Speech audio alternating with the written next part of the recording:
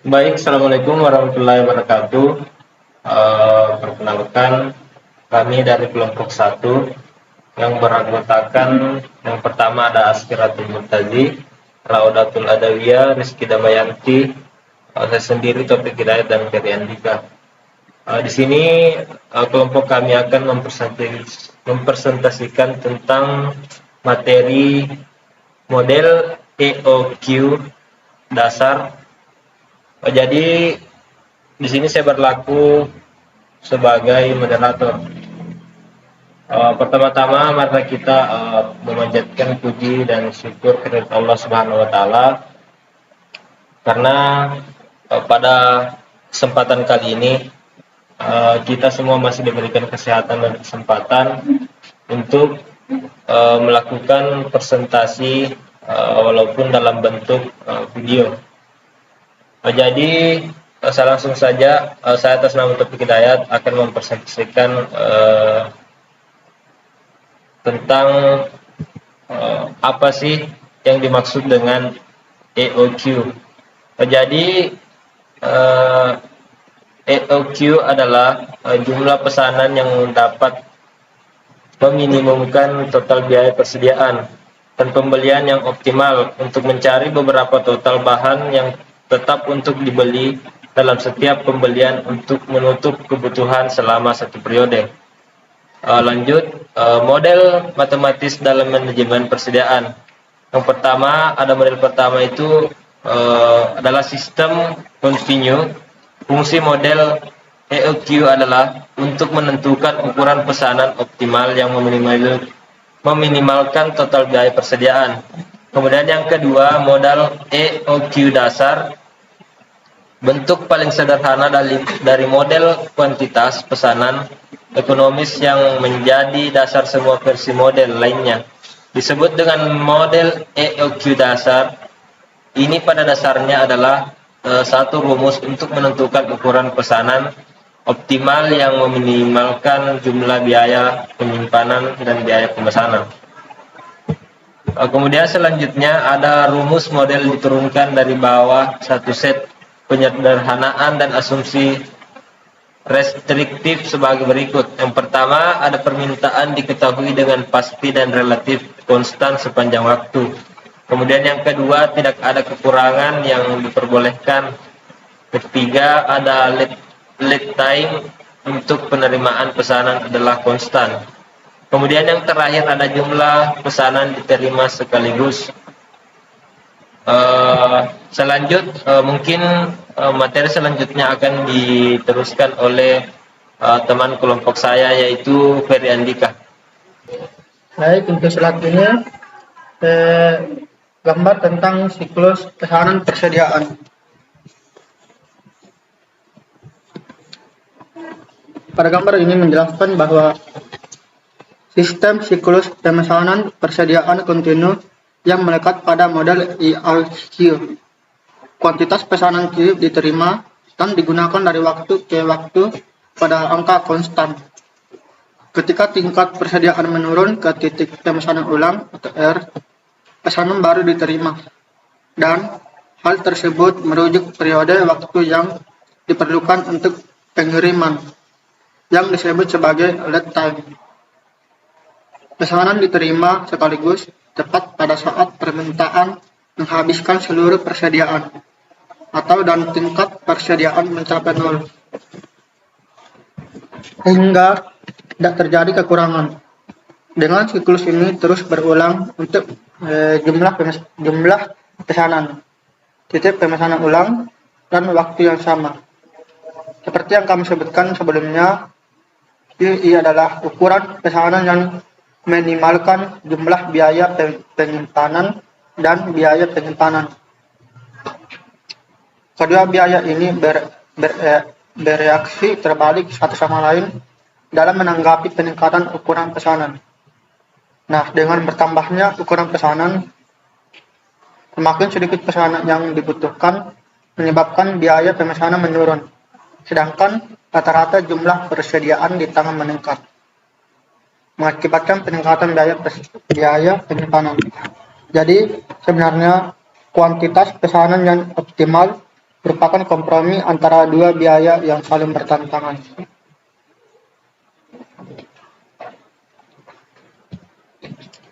Nah, pada gambar kedua itu tentang penggunaan persediaan.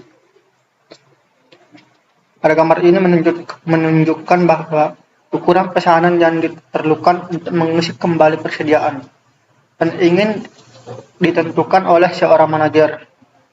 Garis yang menghubungkan antara Q ke waktu atau T dalam grafik kami mewakili tingkat di mana persediaan habis atau permintaan selama periode waktu.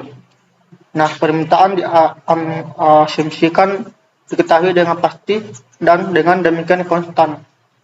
Yang menjelaskan mengapa garis yang mewakili permintaan itu lurus juga.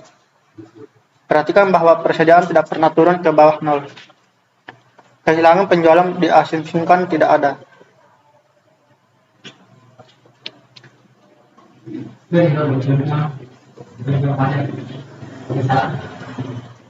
Nah, pada gambar ini kita dapat melihat bahwa jumlah persediaan Q ukuran pesanan untuk jangka waktu yang sangat kecil, karena Q selalu habis oleh permintaan.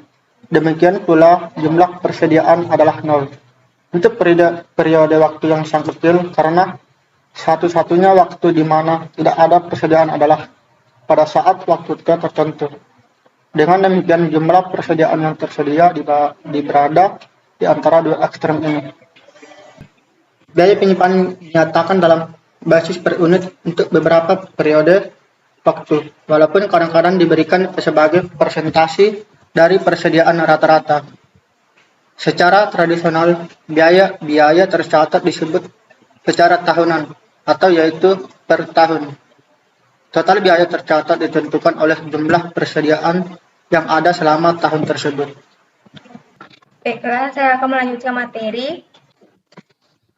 Selanjutnya ada pengurangan logis adalah bahwa jumlah persediaan yang tersedia adalah tingkat persediaan rata-rata.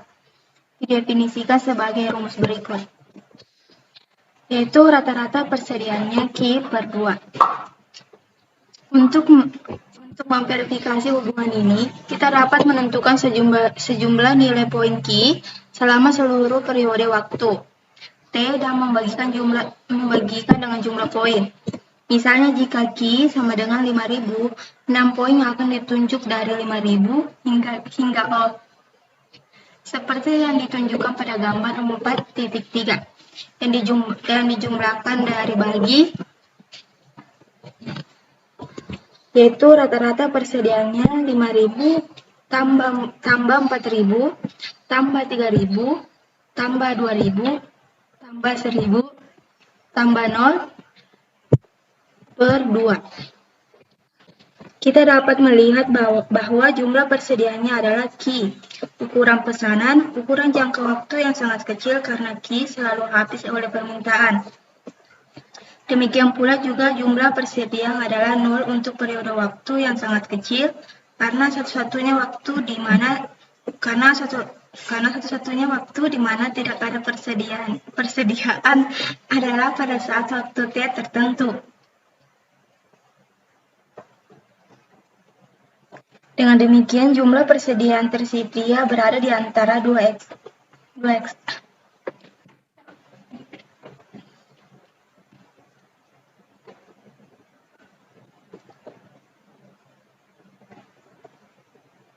Pengurangan logis adalah bahwa jumlah persediaan yang tersedia adalah tingkat persediaan rata-rata didefinisikan sebagai rumus berikut, yaitu rata-rata persediaannya Q per 2. Selanjutnya ada gambar 4.4,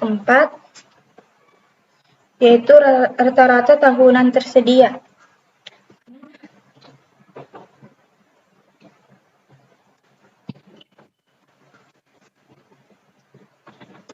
Sekarang kita tahu bahwa jumlah persediaan yang tersedia setiap tahun adalah persediaan rata-rata.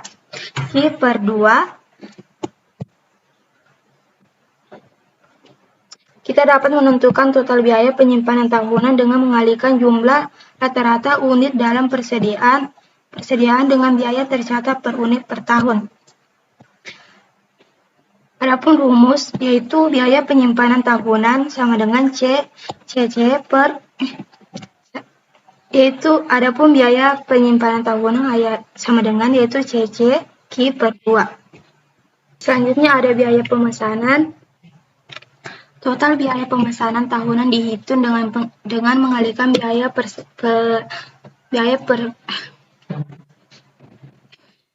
per pesanan ditunjukkan sebagai CO dengan jumlah pesanan per tahun. Karena permintaan tahunan adalah diasumsikan diketahui oleh konstan, jumlah pesanan akan menjadi D per Q. Di mana Q adalah ukuran pesanan, yaitu biaya pemesanan tahunan sama dengan CO D per Q. Satu-satunya variabel dalam pesanan ini adalah Q, baik CO dan Q adalah parameter konstan. Dengan kata lain, permintaan diketahui dengan jumlah pasti, jadi besar relatif dari biaya pemesanan tergantung pada jumlah pesanan. Baik, saya akan melanjutkan pemaparan materi dari Saudari Rizky Damayanti. Total biaya persediaan. Total biaya persediaan tahunan hanyalah jumlah dari biaya pemesanan dan penyimpanan, dikarenakan diasumsikan biaya kehilangan penjualan tidak ada.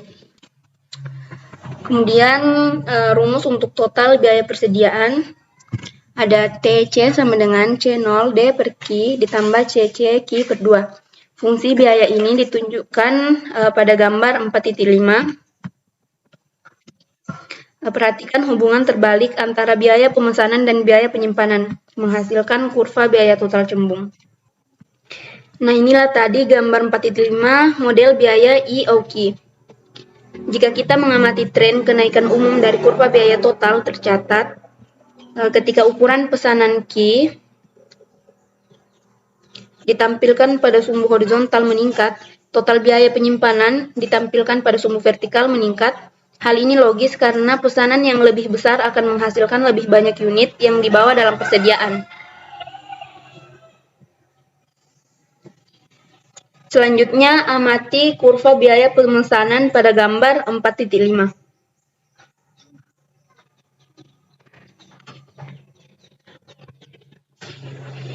Ketika ukuran pesanan Q meningkat, biaya pemesanan menurun, berlawanan dengan apa yang terjadi dengan biaya penyimpanan.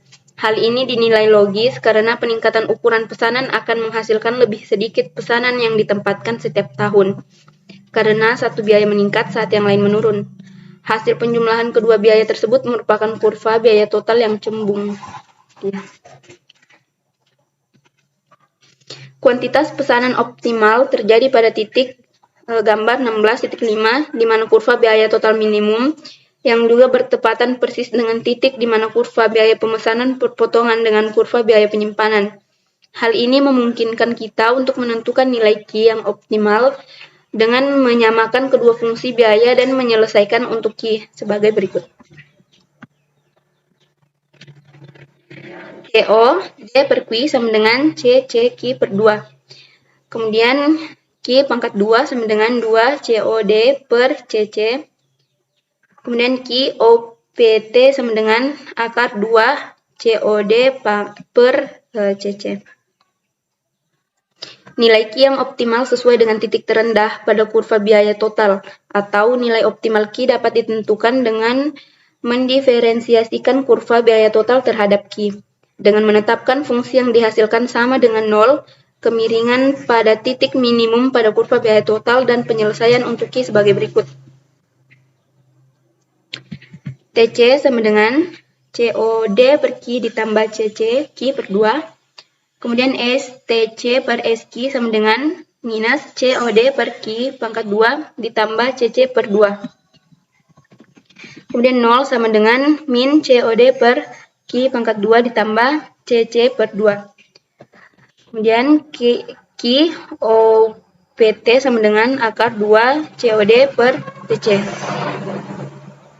Total biaya minimum ditentukan dengan mengganti nilai untuk ukuran pesanan optimal Q OPT ke dalam persamaan biaya total.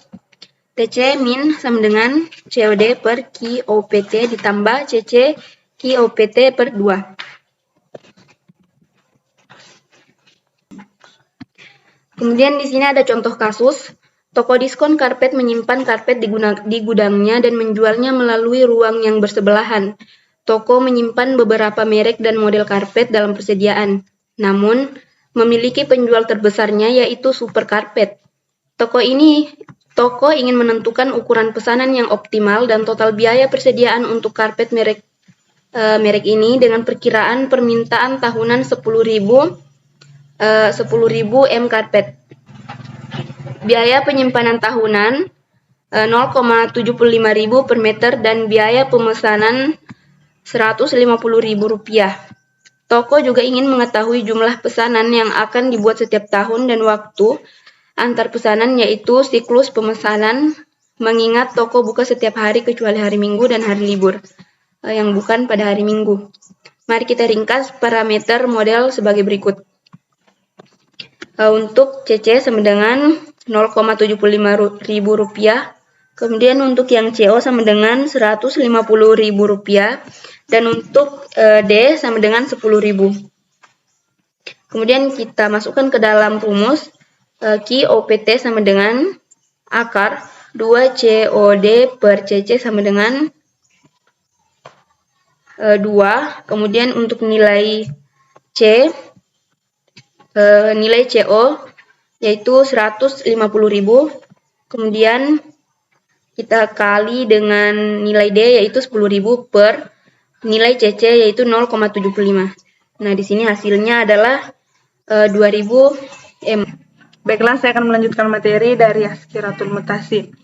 Di sini ada total biaya persediaan tahunan ditentukan dengan mengganti QOPT ke dalam rumus biaya total sebagai berikut. TC min sama dengan COD per QOPT tambah CC QOPT per 2. TC min sama dengan 150 dikali 10.000 per 2.000 ditambah 0,75 2.000 per 2 sama dengan hasilnya Rp1.500.000. Jumlah pesanan per tahun dihitung sebagai berikut. Jumlah pesanan optimum sama dengan D per QOPT sama dengan 10.000 per 2.000. Hasilnya adalah 5. Mengingat bahwa toko buka 311 hari setiap tahun atau 365 hari dikurangi 25 hari minggu. Terbalik. Mengingat bahwa toko buka 311 hari setiap tahun atau 365 hari dikurangi 52 hari minggu ditambah hari libur. Siklus pemesanan ditentukan sebagai berikut. Siklus pemesanan sama dengan 311 per D garing QOPT sama dengan 311 per 5. Hasilnya 62,2 hari.